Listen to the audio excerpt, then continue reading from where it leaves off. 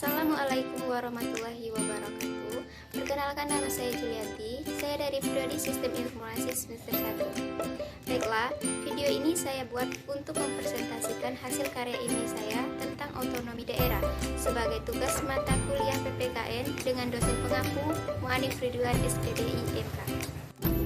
Baik, langsung saja ke penjelasannya. Saya akan mulai menjelaskan karya ilmiah saya tentang otonomi daerah.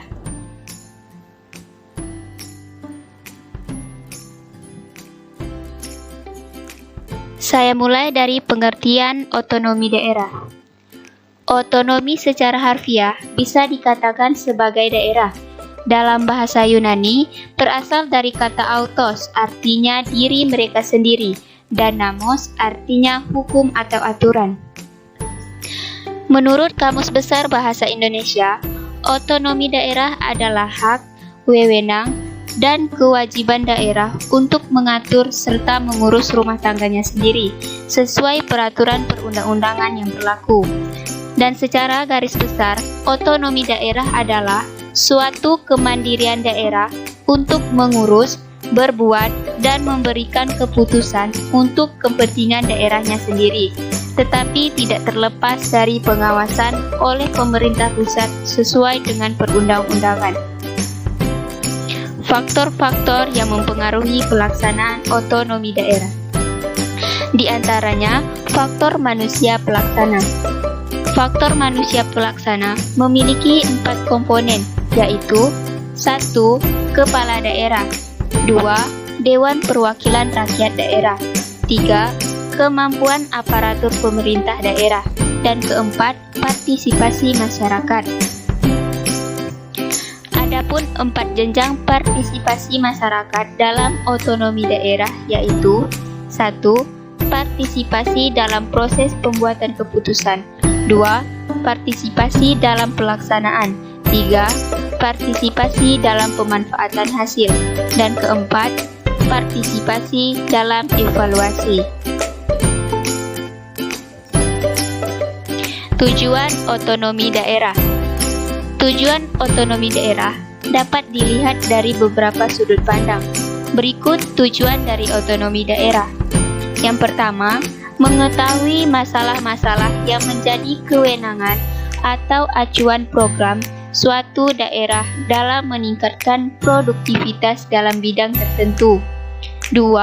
Mengetahui tingkat keberhasilan dan pencapaian program atau bidang tertentu sehingga suatu daerah bisa menjadi daerah otonom. 3. Mengetahui sejauh mana arah dan sasaran suatu daerah dalam pencapaian menuju daerah yang otonom.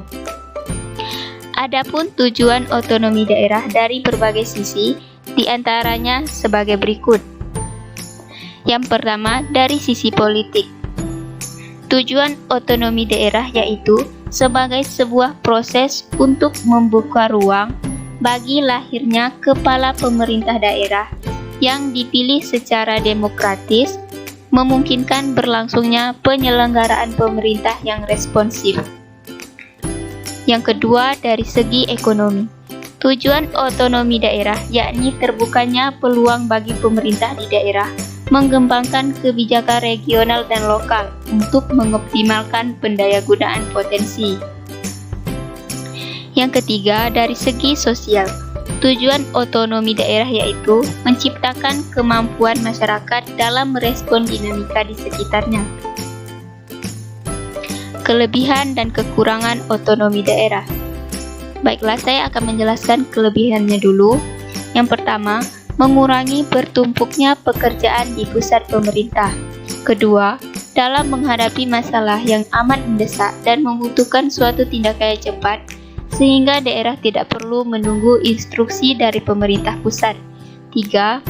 Dalam sistem desentralisasi, dapat diadakan pembedaan dan pengkhususan yang berguna bagi kepentingan tertentu. Khususnya desentralisasi teritorial, dapat lebih mudah menyesuaikan diri pada kebutuhan atau keperluan khusus daerah. Keempat, mengurangi kemungkinan kesewenang-wenangan dari pemerintah pusat. 5. Dari segi psikologis, Desentralisasi dapat lebih memberikan kewenangan, memutuskan yang lebih memberikan besar kepada daerah. 6. Akan memperbaiki kualitas pelayanan karena daerah lebih dekat dengan masyarakat yang dilayani. 7. Sebagian keputusan dan kebijakan yang ada di daerah dapat diputuskan sendiri tanpa adanya campur tangan pemerintah pusat. Hal ini menyebabkan pemerintah daerah lebih aktif dalam mengelola daerahnya.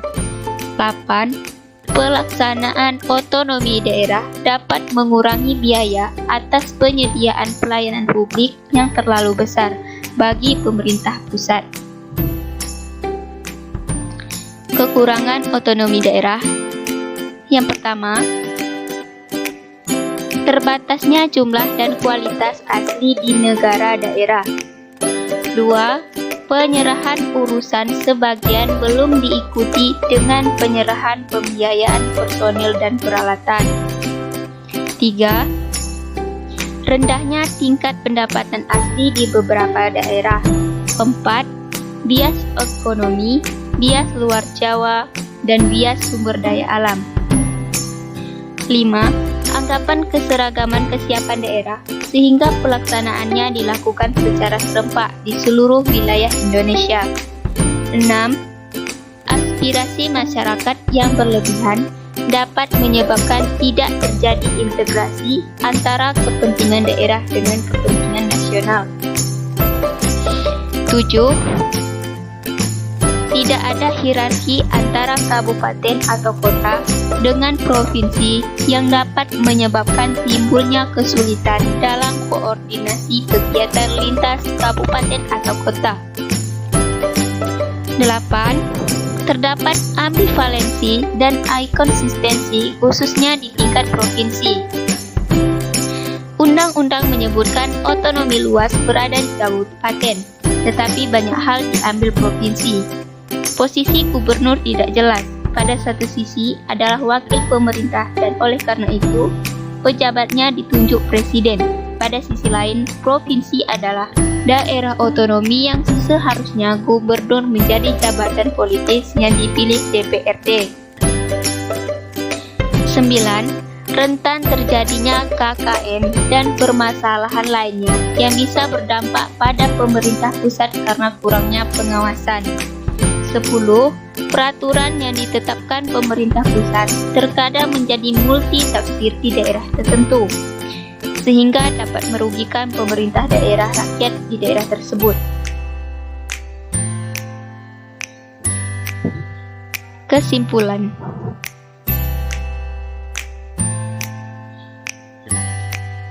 Penyelenggaraan otonomi daerah yang sehat dapat diwujudkan terutama ditentukan oleh kapasitas yang dimiliki oleh manusia pelaksananya. Penyelenggaraan otonomi daerah hanya dapat berjalan dengan sebaik-baiknya apabila manusia pelaksananya baik, dalam arti mentalitas maupun kapasitas. Berkaitan dengan otonomi daerah bagi pemerintah desa, di mana keberadaannya berhubungan langsung dengan masyarakat dan sebagai ujung tombak pembangunan. Desa semakin dituntut kesiapannya, baik dalam hal merumuskan kebijakan desa, merencanakan pembangunan desa yang disesuaikan dengan situasi dan kondisi, serta dalam memberikan pelayanan rutin kepada masyarakat. Demikian pula dalam menciptakan kondisi yang kondusif bagi tumbuh dan berkembangnya kreativitas dan inovasi masyarakat dalam mengelola dan menggali potensi yang ada, sehingga dapat menghadirkan nilai tambah ekonomis bagi masyarakat. Dengan demikian, maka cepat atau lambat, desa-desa tersebut diharapkan dapat menjelma menjadi desa-desa otonom, yakni masyarakat desa yang mampu memenuhi kepentingan dan kebutuhan yang dirasakannya. Keberhasilan pelaksanaan otonomi desa ditandai dengan semakin mampunya pemerintah desa memberikan pelayanan kepada masyarakat dan membawa kondisi masyarakat ke arah kehidupan yang lebih baik. Dengan terselenggaranya otonomi desa, maka hal itu akan menjadi pilar penting otonomi daerah. Keberhasilan otonomi daerah sangat ditentukan oleh berhasil tidaknya otonomi desa. Baiklah, hanya itu saja yang dapat saya sampaikan. Lebih dan kurangnya saya mohon maaf. Sekian, terima kasih. Assalamualaikum warahmatullahi wabarakatuh.